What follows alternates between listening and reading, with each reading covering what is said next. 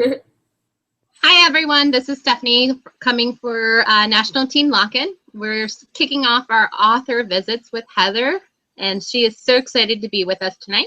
And without further ado, here is Heather. Hey, guys. So first of all, thank you so much for coming out on a Friday night. I'm so excited to talk to all of you about writing, about books, about pretty much whatever you want to talk about. So I'll tell you a little bit about me first. I've written a few books. The first is Something Real. You might have seen this at your library. It's about a girl who's on a reality TV show, and she is dying to get off it. It's like her whole family is on this show together. And so the story is about her trying to get off this show. The second book I have is called Exquisite Captive, and this one's a fantasy. So the other book is a contemporary realism. This one's a fantasy, also set in modern time, and it's about genies. So my main character, Nalia, is a genie who's trying to get away from her master. And it's set in LA, which is where I'm originally from. So any libraries in LA or California, hello. And my last book that I have is called I'll Meet You There. This is my newest book, and it is a love story. And it's about a young Marine and a girl in his town who are both dying to get out of their town. And so it's kind of, it's got a lot of different things going on, and it takes place in Central California. So if anybody is watching who's from Fresno or Clovis or anywhere in the Central Valley, this is your book. Okay, so basically I'm just gonna look and see your questions. I'm gonna answer as many as I can, but I will tell you right now that if I don't get to your question, don't be afraid to email me or tweet me or send me something on Instagram. I will answer any of the questions that you have because I know we don't have a ton of time. So let's see, the first question I see is from Rebecca, and she asked me, what excited you about YA fiction?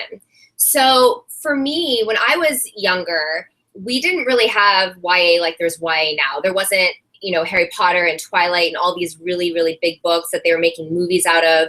And so I read a lot of books for adults.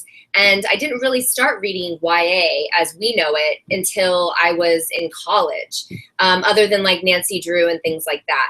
So for what I really liked about YA is that it's always hopeful, even if it's a really dark, gritty story, even if it's a total bummer kind of story, there's always some kind of glimmer of hope at the end. And I really liked that because I don't really enjoy reading books that, you know, you spend hours and hours reading a book and then you're just totally bummed out at the end. And then you kind of just have to go on with your life. So I really liked that. I also really feel like a lot of us who write for teens are sort of stuck, not stuck in a bad way, but at a certain age. And for me, it's 17. 17 is the year that I think was the most important in my life for a lot of different reasons. And so I really enjoy writing characters who are between the ages of 17 and about 19. So that's another reason.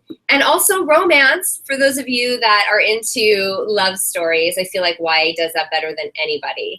So it's just my favorite genre to read. I read YA all the time and, of course, write it. So that is that question. Let's see, what else do we have? All right, so did you enjoy teaching as much as writing? So some people know this about me. I used to be a teacher. I taught English as a second language, actually in Korea. I lived in Korea for a year. And then I also taught in America. I taught ESL, so students would come from all over the world, and I would teach them English. And while I was teaching, I would teach creative writing as well. And I enjoy teaching a lot, not as much as writing, because writing is for you. You know, you just kind of go into this great world and you can stay there as long as you want when you're writing. But it was fun to teach writing. And occasionally I teach workshops. I also write a blog about writing. So for those of you who are into writing and you want to be a writer, you should totally check that out. And all your favorite YA authors have blogs where they talk about writing. So you can learn a lot just online for free. Okay, so what inspired me to become an author? I think it's reading. I loved reading so much. I came from a broken home, meaning that, you know, my parents were divorced and things at home were not very good for me when I was a teenager. And so for me, reading was my escape. It was my way to get out of, you know, the bad situations in my life. And I realized that if I became a writer, then I could continue to go wherever I wanted to, even if I didn't have the money to travel or I wasn't, you know, a princess or whatever. I could write a story about it, and I could be in those places and be those people. So again, for those of you that, you know, things at home aren't so great, obviously reading is a great escape, but so is writing. And I think that with writing, you can learn so much about yourself and the world around you. If there's something you're confused about and you write a character about that, then it's going to make so much more sense to you. So writing kind of has a lot of different things there. So definitely the authors who wrote the books I loved when I was growing up. But then also my great-grandmother, she is unfortunately gone now. But when I was younger, she is the person who always believed in me, and she really saw that I was a writer even before I did. And so she, every single time she talked to me on the phone or wrote me a letter, she would ask me, are you writing? What are you writing? And that just always let me know, like, somebody out there believed in me, as well as, you know, my English teachers as well. Okay, so I'm trying to go fast because you guys have a lot of questions and I want to get to them for you. So let's see. So what is up next for you? Oh, so the next thing that is up for me is called the Lexi Project. It's actually on Wattpad right now. You can read it for free on Wattpad. I post a chapter a week. And it's a companion to the novel Something Real, which was my first book. And for those of you that have read Something Real, this book is from the perspective of Bonnie, who's the main character. The Lexi Project is from the perspective of Lexi, her sister. And Lexi is Bonnie's opposite. She loves fame. She wants to be famous. She basically wants to be like another Kim Kardashian. But she's going to realize that reality TV isn't kind of all that it seems like it could be for her. And so she's in LA, she has her own reality TV show, and then dramatic things happen. So that's the next story. But like I said, there's already 12 chapters up on Wattpad. You can also read it on her website, which is a Tumblr, and that's lexiproject.com. Oh, and I'm incorporating reader comments. So if you read Lexi and you have an idea of something you see that you want to happen, or you have questions, totally send me an email, comment on Wattpad, whatever, and you might see some of your ideas in the story. Okay, so Lexi somebody asked, will it be published as a book eventually? That is the plan. So the publisher that does Something Real, they're called Macmillan, and we're hoping that Lexi will also be a traditional book. Partially because I love real books that I can touch and things like that, and I want to have it on my bookshelf. But also I know not everybody likes to read online, so this is a way that you can get the story in a more traditional format. And there will be some extras in the published version, so there'll be like deleted scenes and fun stuff like that. Okay, so somebody asked me, can you tell us what it is like writing fantasy versus realistic fiction? So when I was younger, I didn't read fantasy at all. I thought it was weird. And it wasn't until Harry Potter that I realized how amazing fantasy is. So for all of you who have been reading fantasy since you were really young, you're way, way, way cooler than me. So I started reading fantasy in college, loved it. Then I read everything I could get my hands on. And so I decided that I wanted to write a fantasy novel. And I was in a writing class. And in that writing class, the teacher had what's called a prompt. So it's basically a story idea to get you started. And the prompt was, write a chapter about a character who is stuck. That's all she said. And the first thing that came into my mind was a genie in a bottle.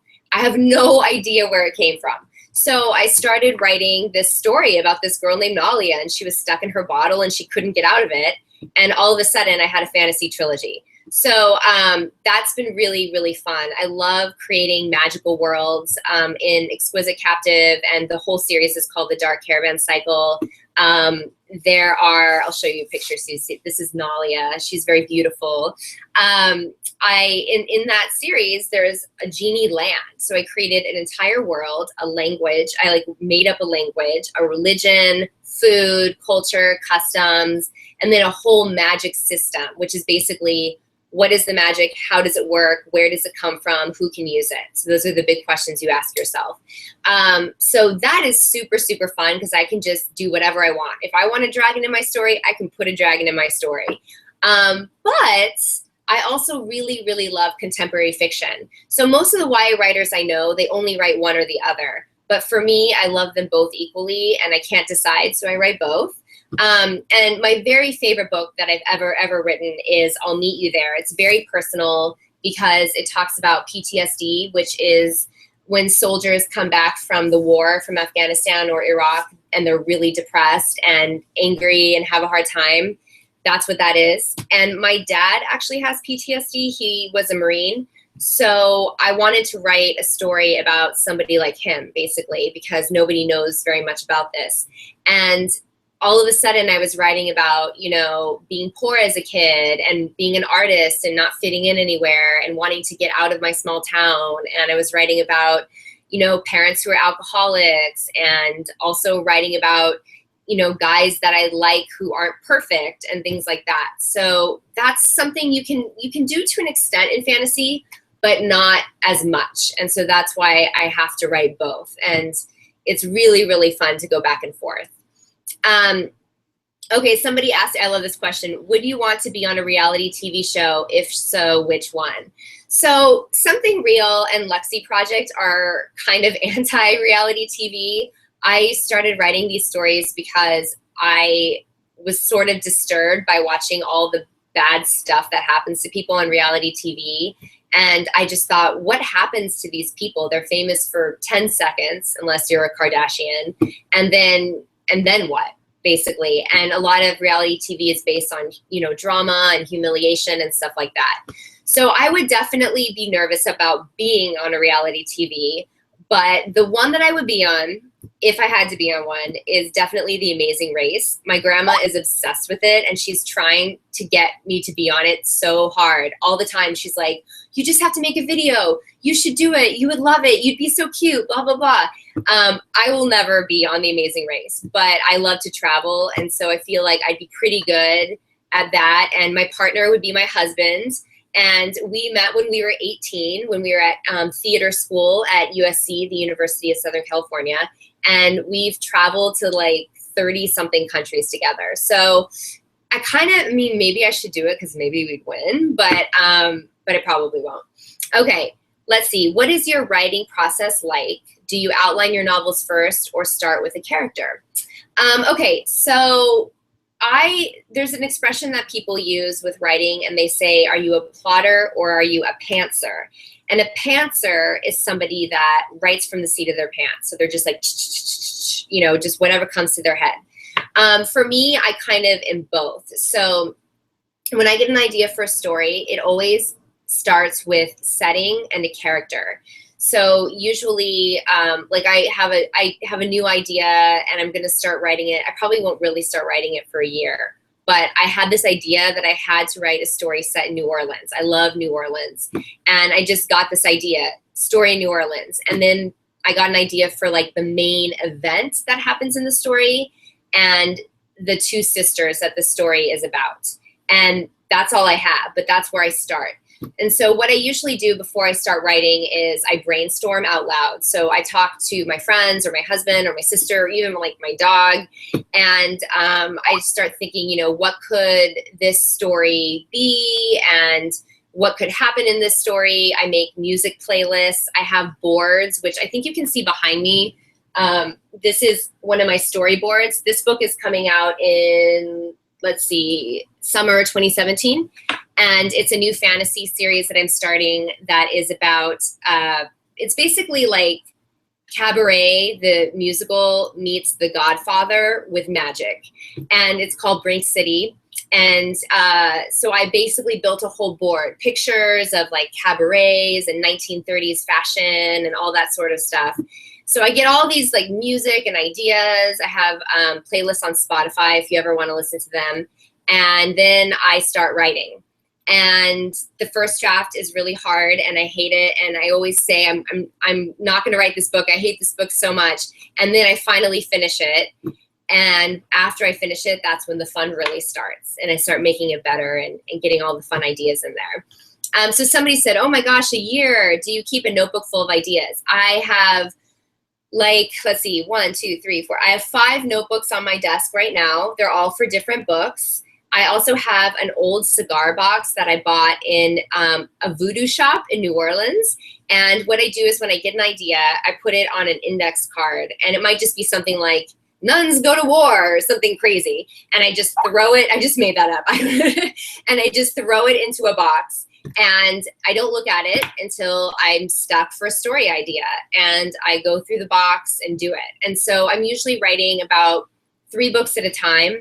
And what I do is I work on one for a while. And then when I get really stuck, or if I have a deadline, I move it and I start working on the next one. So right now, I just finished the Dark Caravan cycle. So the 3rd book I finished in May, but my editor hasn't read it yet. So everybody send me good energy, please. I hope she loves it.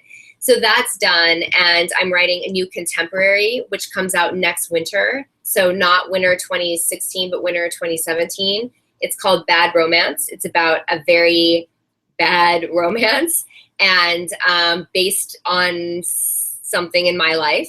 And then I have this story that I showed you the storyboard for. So I've got a lot of stuff going on. So my writing process, basically, I sit down in the morning and I start from where I stopped the day before and I just write.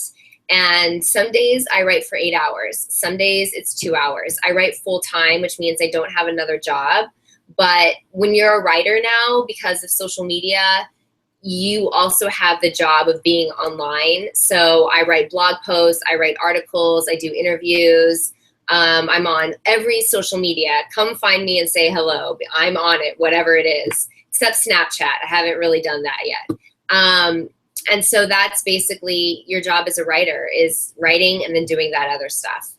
Somebody asked me, can you tell us about, what advice would you like to give young writers? Okay. The best advice I could give any of you, and I'm sure a lot of you are writers out there, and first of all, you need to believe in yourself, because I had an evil stepfather. I shall not tell you his name, but he was my stepfather, not anymore.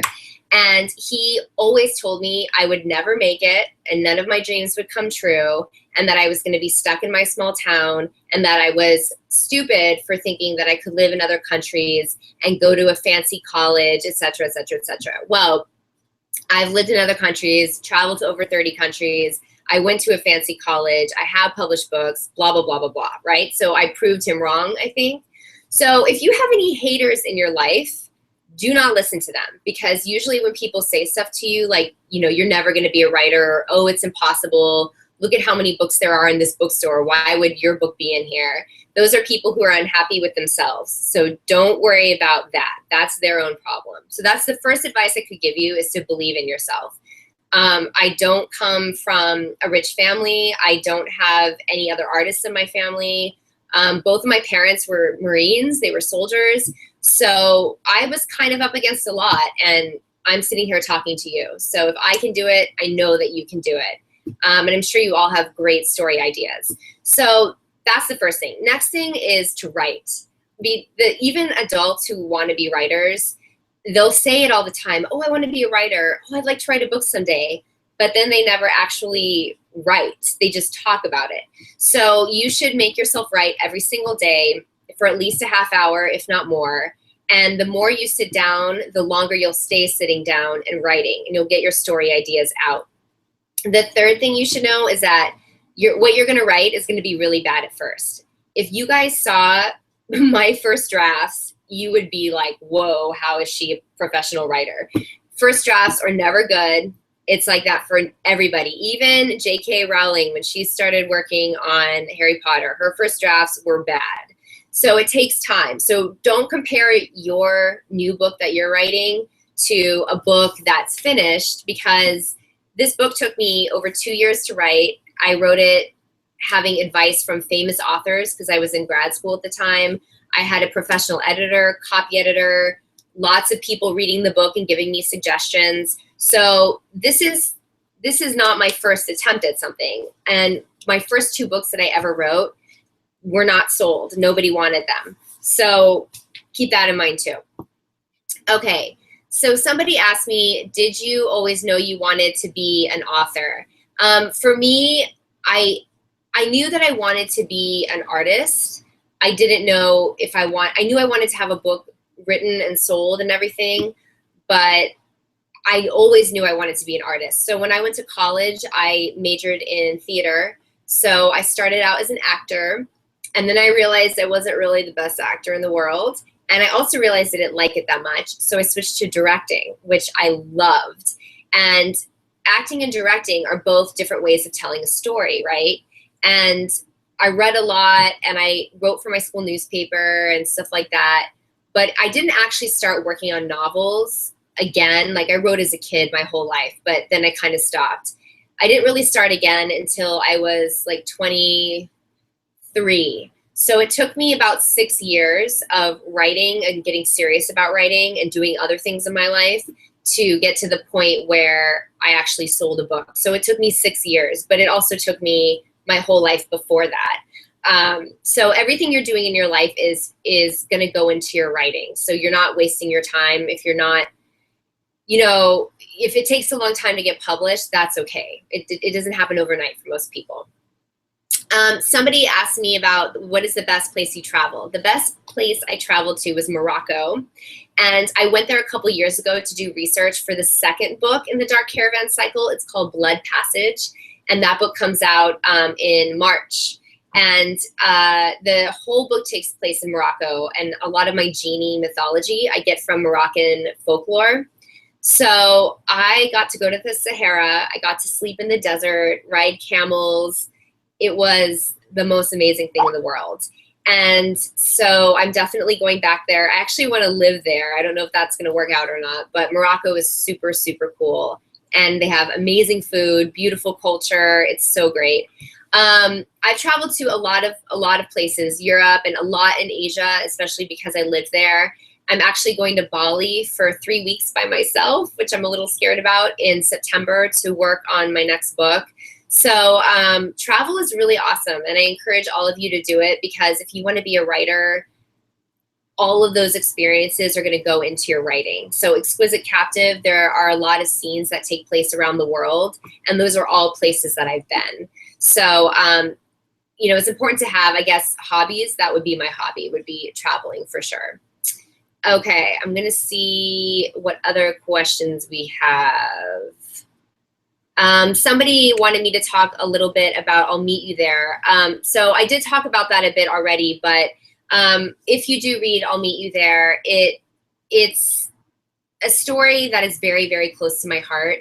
And when I talk about I'll Meet You There, the main thing that I like to tell people, if you want to be a writer especially, is, write the story of your heart, write the story that has to be told, the story that keeps you up at night, the story that makes you cry, the story that you don't want to write because it's too hard. That's the story that you should write.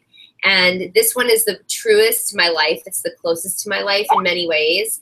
And I think that says a lot. I think it's my most popular book. And I think the reason why is because it's true. And I think people feel that. So, of course, write about genies and fun things like that too. But if you want to be a writer, you definitely want to look at your life and see, what are the things that are important to you and the things that you want to say.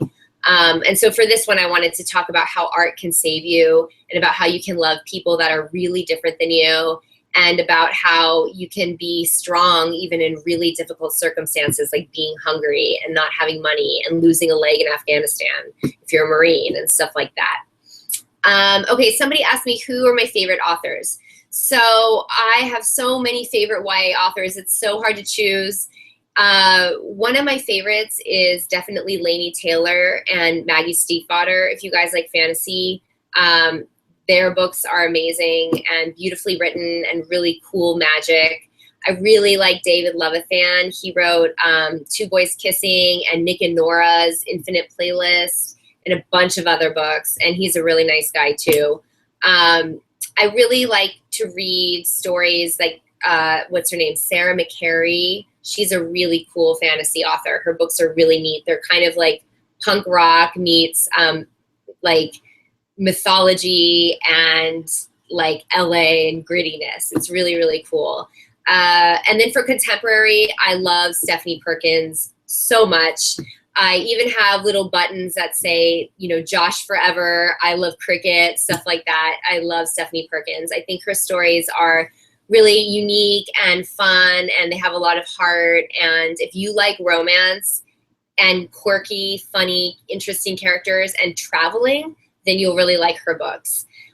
Pretty much with YA, there's so much great stuff out there. I mean, obviously John Green, I almost feel like I don't need to mention him because you guys all know who he is, but his books are really good. Anything that you want, you're gonna find with YA. So there you go.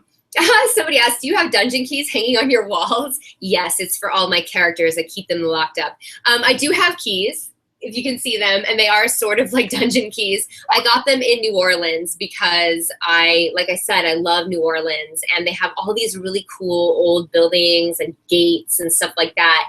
And I went into this store and they had a big thing of keys. And I love keys as a symbol. My office has I wish you could see my whole office. It's like I have pictures everywhere. I have collages that I've made. I have things that I kind of got from traveling, and they're all very inspiring to me. So those keys remind me, like, you know, the key to your imagination and things like that. So I think that's pretty much it. I feel like, did I miss any? I probably missed some of your questions.